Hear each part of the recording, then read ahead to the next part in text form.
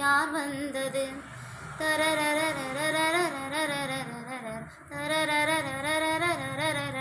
தமிழ்ச் சங்கத்தில் பாடாத கவிதை அங்கத்தில் யார் தந்தது?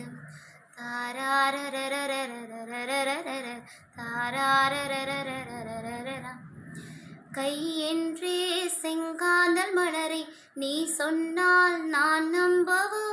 கால் என்றே செவ்வாழை இணைகளை நீ சொன்னால் நான் நம்பிவிடவோ? மை கொஞ்சம் பொய் கொஞ்சம் கண்ணுக்குள் நீ கொண்டு வருவாய், காலத்தால் மூவாத உயர் தமிழ்ச் சங்கத்தில் பாடாத கவிதை அங்கத்தில் யார் தந்தது?